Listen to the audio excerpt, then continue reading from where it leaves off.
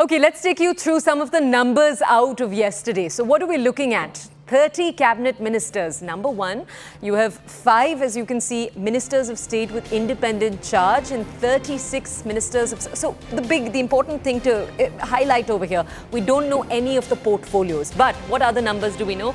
11 ministers in the union cabinet are from the NDA alliance partners. That includes examples of leaders who only got 1 seat.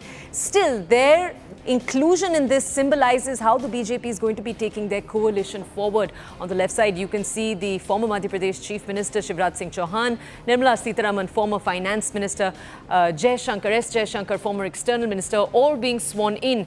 Now, when you take a look at those who've been sworn in and what they represent, as you can see over here, the representation comes from 24 states, so very, very diverse. It's also important to tell you, as you can see here, while they come from different regions, there's also excellent representation when it comes to the castes that each of them represent. We'll just bring you that data too in just a second. You have 27 OBC leaders, 10 SC, 5 ST leaders and 5 minority community leaders in the union cabinet. No Muslim faces for now, though, is what our reporters were telling us in the minorities that are represented.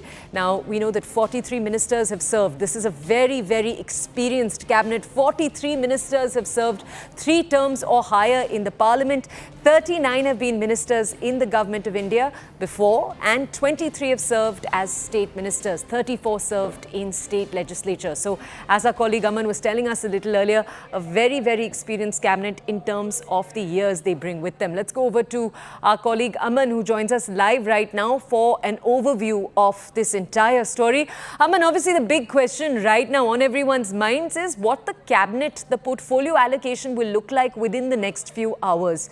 Aman, obviously, I don't want you to venture a confirmation, but tell us, what are your sources telling you and what can we make out from the order in which the leaders were sworn in? Okay, we're just going to hold Aman off for a second. As we speak, the Prime Minister is arriving at the South Block. Remember, okay, so you can see those visuals of the Prime Minister's cavalcade making its way up. As you can see, remember, there are a number of very important things that are set to happen today. We're likely to come to know the portfolio allocation within the next few hours itself. At 5 p.m, there's an important meeting that's set to take place of the Prime Minister, of his ministers. On your screen right now, as you can see, the cavalcade heading down, as you can see, to Rashtrapati Bhavan. We'll just bring you more context on your screens in just a second. The Prime Minister reaching the South Block.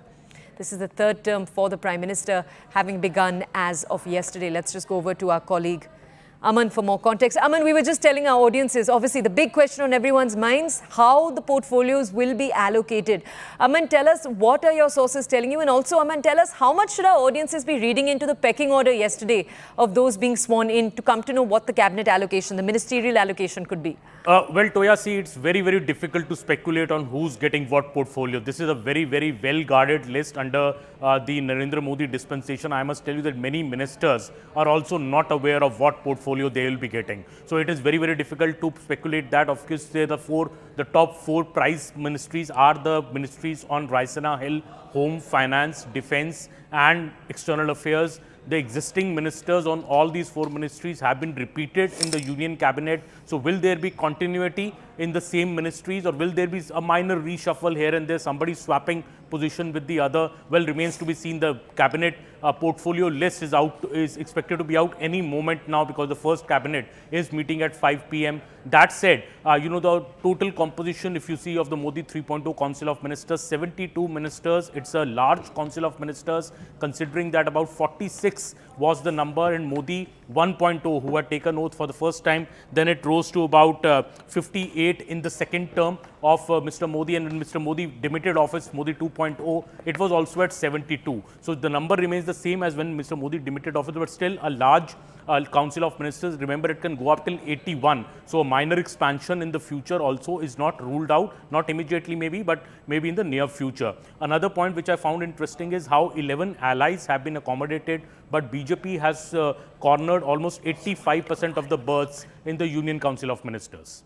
Aman, also tell our audiences, you were telling us a little earlier about how the coalition has been given a spot, how all the needs have been balanced out within the allocations that took place yesterday. Some seemingly unhappy faces, though we did see. Just tell our audiences, Aman, some leaders whose parties only won very, very few seats, 1 seat, 2 seat, for example, given a place, others whose parties also didn't do well, not given a place. How were those decisions made? Well, I think they have gone, the government seems to have gone, Mr. Modi seems to have gone by seniority. So, H.D. Kumaraswamy and Jitin Ram Manjhi, for example. H.D. Kumaraswamy's party has only won 2 seats. Jitin Ram Manjhi has only won 1 seat. But they have been former chief ministers. They are senior leaders. Jitin Ram Manjhi also comes from a very backward Dalit community. So, both have been made cabinet ministers. The TDP has also got 1 cabinet minister post and 1 MOS post. Same has been given to the JDU, 1 cabinet, 1 MOS. Lalan Singh has been made the cabinet minister from the JDU camp. What is surprising, I think, is Shiv Sena, the Shinde camp, only getting 1 MOS with independent charge. Now, this is the party with 7 MPs,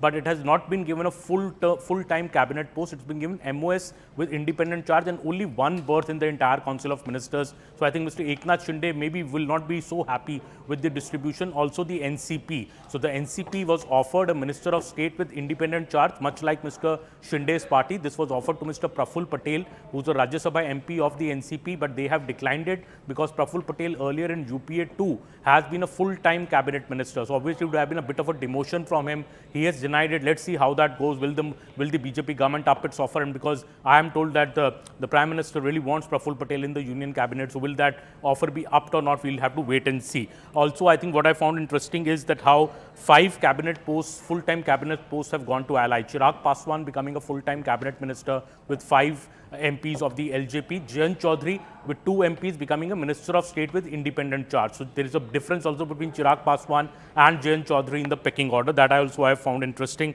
Apart from that, Mr. As I said, Kumaraswamy and Jitin Ram Manjhi in the front row at the Rashtrapati Bhavan yesterday, seated with the senior BJP leadership in the front row. So clearly these 2 allies have a position of precedence over the others, given their seniority, mainly because they both have been former chief ministers. In the BJP pecking order, if you see, you saw very clearly number 2 is Mr. Rajnath Singh, as has been earlier. Number 3 is Mr. Amit Shah, as has been earlier. But number 4 and Mr. Gadkari also, that has also been the norm earlier in the earlier 2 terms. But number 5 now is Mr. JP Nadda. So the BJP president, outgoing BJP president coming into the Union Council of Ministers, Mr. JP Nadda is set to get a very, very important portfolio.